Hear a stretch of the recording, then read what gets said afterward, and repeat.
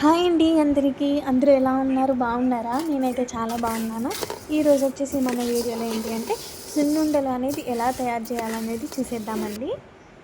First వచ్చేసి మనము మినుములనైతే ఇలా వేపుకోవాలండి. అలాగే ఈ మినుములు మేము షాప్ దగ్గర కొన్నవి కాదండి. ఇవి కూడా మా సొంతంగా మా చేల్లో పండించినవేనమాట. ఇలా మనం మినుములని కొంచెం దోరగా అయితే వేపుకోవాలండి.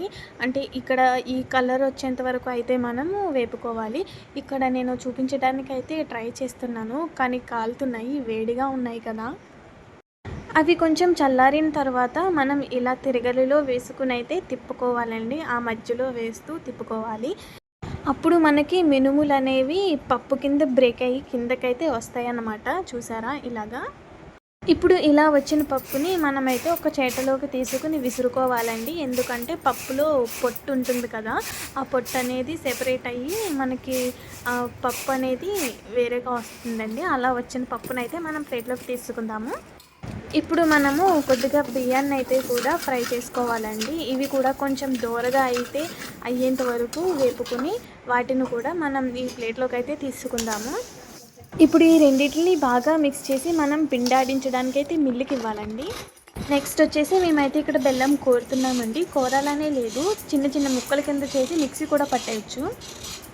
ఇప్పుడు ఇలా కోరిన బెల్లంలోకి పిండినైతే ఆడించుకుంటాం కదా మనము. ఆ పిండినైతే కూడా యాడ్ చేసుకుని రెండు కలిసేదాకా కూడా బాగా కలుపుకోవాలండి. ఇందులోకి మేము నెయ్యిని కూడా వేడి చేస్తున్నాం అన్నమాట. ఇప్పుడు అలా కలుపుకున్న పిండిని మేమైతే జల్లెడ పెట్టి మిక్సీ పెట్టామండి. ఎందుకంటే బెల్లం కోరాం కదా, అది ఇంకా చిన్న చిన్న ముక్కల కింద ఉంది కాబట్టి దాని తర్వాత తీపి అనేది సరిపోయిందో లేదో చూసుకోవాలి. చూసుకున్న తర్వాత నెయ్యి కాచుకున్నాం కదా, అదైతే మనం ఇందులో వేసుకుని బాగా కలుపుకోవాలండి. బాగా కలుపుకున్న తర్వాత మనకి పిండి అనేది ఉండ కింద అవుతుందో లేదో చూసుకుని అయితే చూసుకోవాలండి. ఒకవేళ ఉండ కింద అయితే చేసుకోవచ్చు, లేదంటే ఇంకొంచెం నెయ్యిని యాడ్ చేసుకుంటూ ఉండలుగా అయితే నొక్కేసుకోవాలండి. ఇలా మొత్తం అంతా పిండిని కూడా ఉండలుగా నొక్కేసుకోవాలి. ఇవి చాలా కొంచెం గట్టిగా అయితే నొక్కాలండి. లూజ్గా నొక్కితే ఉండవు, ఊడిపోతాయి. ఇలా నొక్కుకున్న వాటిని నేనైతే ఒక బాక్స్లోకి అయితే స్టోర్ చేసేస్తున్నాను అనమాట. నాకు వచ్చేసి అయితే ఇక్కడ 2 బాక్సెస్లో పట్టాయండి ఈ సున్నుండలు అనేవి. చాలా బాగుంటాయి. ఒకసారి ట్రై చేసి చూడండి.